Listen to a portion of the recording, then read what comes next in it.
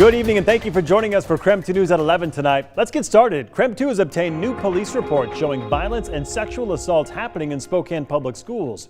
Earlier this month, Spokane Police Chief Craig Meidel said the district was failing to report crimes. KREM 2's Kyle Simchuk is looking through those documents tonight and shows us what he found. Kyle?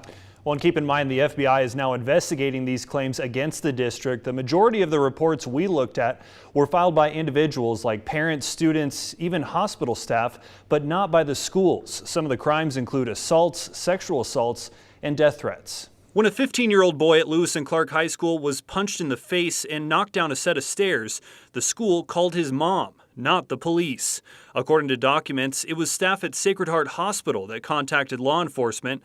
The boy's injuries were so severe, he needed surgery. Hospital staff also notified police when a 14-year-old girl was brought in. She had been kicked out of school that day for being intoxicated, but hospital staff found bruises and abrasions all over her body. They told police they believed the girl had been assaulted and potentially raped at Ferris High School.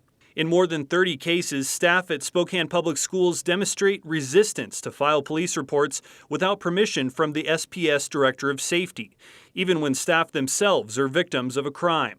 According to the documents, a PE teacher at Ferris High School feared for her life and wanted to press charges against a student who threatened to kill her back in January. That teacher said she could not press charges until she checked with the SPS Director of Safety, who she wasn't able to reach for nearly a week. When officers took her report, the teacher expressed her deep concern for the safety of the school, staff, and students and started to sob. The documents also show cases of sexual assaults happening in schools and on school buses. A staff member at Lewis and Clark did reach out to police, reporting several girls had been sexually assaulted by a male student. However, that call to law enforcement came a week after the abuse happened. One of the parents interviewed by police said this type of behavior had been occurring for several months and had been regularly reported to school officials. The parents said they felt nothing was being done to address it.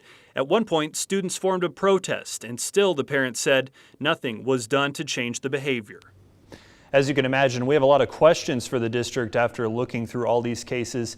Yesterday, SPS told us they will not be responding to specific questions about school safety issues while currently being investigated by the FBI. Mark. Kyle, thank you very much. Meantime, our team looked into the question if are kids safe at school? It's a question that's come up the last several weeks during our KREM 2 investigation into the school district's pivot away from calling law enforcement for support and utilizing what is called restorative practices. Our Laura Papetti recently sat down with the mom who says her son was assaulted on campus and has gotten little support from the school. She says her son tried to do the right thing, reporting vandalism. What resulted, she said, was her son being bullied and assaulted, and that the school did not do enough about it.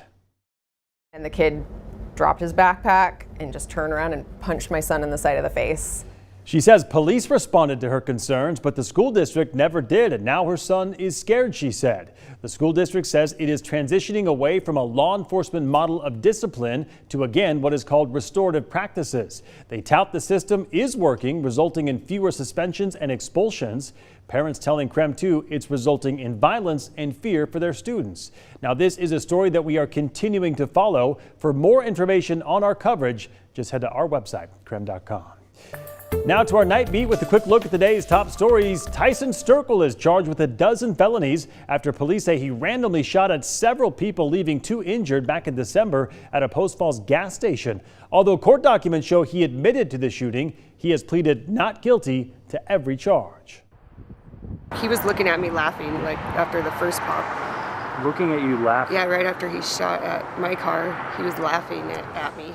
That woman is talking about the shooting where investigators say Sturkle immediately left the area and then carjacked 2 different vehicles. Since his arrest in December last year, the judge dismissed one of Sturkle's aggravated assault charges.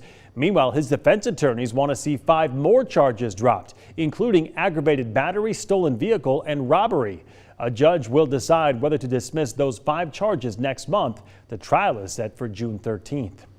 The University of Washington is recruiting volunteers for a new COVID booster trial. Researchers are testing a second-generation vaccine that's designed to work against different COVID strains so that as COVID evolves, so does our body's response. You have to be 18 years old or older and have been vaccinated and boosted. For more information, just head to uwvteu.org. We have great cooperation with other agencies, and we, regardless of this closure, still send the closest unit available. Hatch Road officially closed for construction on Tuesday, leading to longer drive times for people living in that area. However, area fire crews responding to emergencies, that project could be a bit tricky for them. Right now, the bridge connecting Hatch Road and US 195 is closed, cutting off part of Spokane County Fire District 8 from the rest of its jurisdiction. The closest units could potentially come from the Spokane Fire Department, their Station 5, or from Spokane County Fire District 3. And because of that, both Chief Schaefer and Chief Rash do not expect call and response times to change for them. And that was your Night Beat. To learn more about any of these stories, just text us the word night to 509-448-2000 and we'll send them directly to your phone. All right, let's talk weather here because today was a bit cooler. Even saw some graupel up here on the South Hill earlier this afternoon. Let's get outside to meteorologist Jeremy Legoo. And Jeremy is wearing the jacket tonight, so obviously another chilly one out there. Jeremy? Yeah, jacket and hands in the pockets. It's that kind of cool out here. 41 degrees here in town. You factor in that wind out of the southwest. Feels like it is right at freezing, and I can attest to that. It is quite chilly outside. And temps are going to continue to drop. 39 in Coeur d'Alene, 32 in Sandpoint already, and down in the low 40s in Wenatchee and Moses Lake. We're going to watch those temps fall overnight. We will be down in the mid 30s. And then tomorrow morning, we'll start to watch the sun come up and temperatures rise. But that comes with a little bit of cloud cover. Either way, we're going to find a little more sun in the afternoon and get those temps back up in the mid 50s. So tomorrow trends a little bit warmer. But as we get into Saturday, we have the potential for a little morning rain before a little afternoon sun. Sunday looks warm, and coming up, we're talking a major storm moving in on Monday. All right, Jeremy, thank you very much. Washington Governor Jay Inslee signed a series of bills today and yesterday, and one of those focuses on Native American communities and tribes. One of the bills creates an endangered missing person advisory for missing Indigenous people. Another bill gives tribes and state agencies early notice for Climate Commitment Act funding so tribes can see how those projects will impact their land earlier in the application process. Governor Inslee also signed a bill requiring employers to include a salary range and benefit information in job postings. It applies to businesses with more than 15 employees. Another bill cracks down on catalytic converter thefts. Scrap metal buyers are now required to have more documentation when buying that part. The bill also creates a task force to address the rise in thefts. A week after Idaho Governor Brad Little signed a bill banning abortions after 6 weeks, a lawsuit's been filed against it. Planned Parenthood filed a petition asking the Idaho Supreme Court to block the newly signed bill. They call the new law unlawful and unenforceable under the Idaho Constitution.